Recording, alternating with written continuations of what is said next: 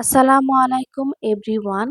খুব সহজে পাওয়া জিনিসগুলোর মূল্য আমরা দিতে জানি না। এই শাকটিও ঠিক তেমন।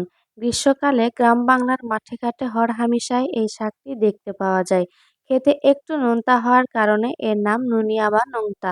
এটি ভাজি, ভর্তা, ঝোল সবভাবেই খাওয়া যায়। আজ আমি এই নুনিয়া বা নোনতা শাক ভর্তা করে দেখাবো। এটা এতটাই মজার, একটুখানি ভর্তা হলেই ১ প্লেট ভাত অনায়াসেই খেতে পারবেন। খুবই মজাদার। আশা করছি আপনাদের অনেক ভালো লাগবে। আপনারা অবশ্যই একবার বাসায় ট্রাই করবেন। তো এই যে এই শাকটাকে বলা হয় নুনিয়া বা নোনতা শাক। আপনাদের এলাকায় কি নামে বলে জানি না। এটাকে আমি খুব ভালো করে ধুয়ে নিয়েছি। আর এটা ভর্তা বানাবো তাই আমি কোনো ডালই ফেলে দিইনি। শুধু গোড়ার অংশটা ফেলে দিয়েছি। এখানে আছে সাদা ছোট সাইজের চিংড়ি। চিংড়ির গায়ের খোসাটা ছাড়িয়ে নিয়েছি, শুধু মাথাগুলো রেখে দিয়েছি। এরপর এটাকে তেলে দিয়ে ভেজে নিব। এর সাথে খুবই সামান্য একটু লবণ দিয়ে দিলাম। লবণ দিয়ে এরপর দিয়ে দিচ্ছি সামান্য একটু হলুদ। দিয়ে এই মাছটাকে আমি খুব ভালো করে ভেজে নিব। মাছটা ভাজা হয়েছে, আমি উঠিয়ে নিচ্ছি। আর আমি যেভাবে আপনাদের এই ভর্তাটা করে দেখাচ্ছি, আপনারা অবশ্যই একবার এভাবে ভর্তা ট্রাই করবেন। খুবই ভালো লাগে। আশা করছি আপনাদের অনেক ভালো লাগবে। চিংড়ি মাছ ভাজা হয়েছে। এখানে আমি পরিমাণ মতো তেল দিয়ে দিলাম। তেল দিয়ে এই তেলটা একটু গরম হওয়ার পর আমি এখানে দিয়ে দিচ্ছি ১ চামচ কালো জিরা। কালো জিরাটা ১ চামচ বা হাফ চামচ আপনারা ব্যবহার করতে পারেন।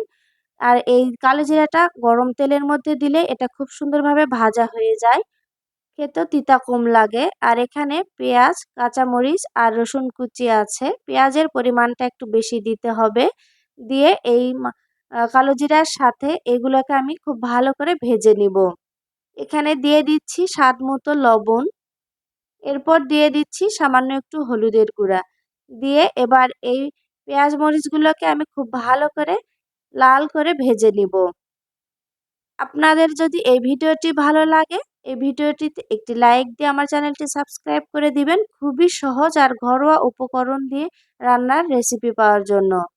তো এই যে এটা খুব ভালো করে ভেজে নেওয়া হয়েছে। আমি সবগুলো মশলাকে উঠিয়ে নিচ্ছি। এরপর ধুয়ে রাখা নুনিয়া শাক আমি ফ্রাই প্যানে দিয়ে দিলাম।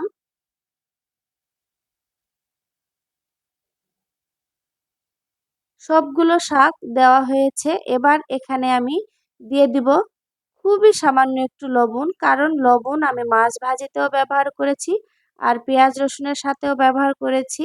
তাই এই শাকটাতে খুবই সামান্য লবণ দিয়ে দিলাম। দিয়ে শাকটা ঢাকনা দিয়ে ঢেকে এভাবে খুব ভালো করে একটু ভেজে নিব।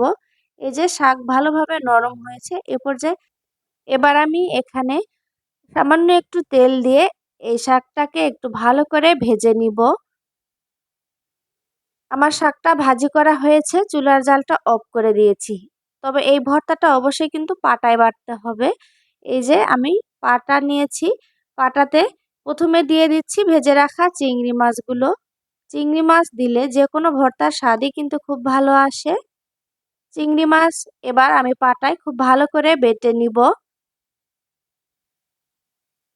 এরপর আমি এর সাথে দিয়ে দিচ্ছি ভেজে রাখা পেঁয়াজ রসুনগুলো।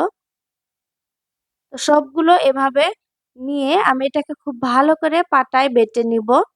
খুবই ভালো লাগে এই ভর্তা। আপনারা অবশ্যই একবার বাসায় ট্রাই করবেন। আর এটা এই শাকগুলো কিন্তু বাজারেও কিনতে পাওয়া যায়। যারা শহরে থাকে এরা কিন্তু চাইলে বাজার থেকে কিনে এভাবে ভর্তা বানিয়ে খেতে পারেন। এবার দিয়ে দিচ্ছি শাক ভেজে রাখা। শাকগুলো দিয়ে এটাকে খুব ভালো করে পাটায় বেটে নিব। খুবই নরম শাক। খুব সহজেই এটাকে সেদ্ধ হয়ে যায় এবং ভর্তা বানানো যায়। তো এই যে আমার ভর্তা বানানো হয়ে গিয়েছে।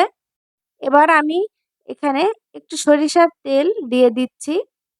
ভর্তাটা সুন্দর একটা ফ্লেভার আসবে।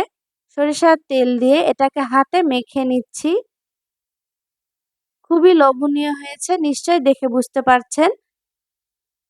এই যে আমার ভর্তা রেডি হয়েছে। তো আশা করছি আপনাদের ভালো লেগেছে। আজকের মতো বিদায় নিচ্ছি। দেখা হবে পরবর্তীতে। আল্লাহ হাফেজ।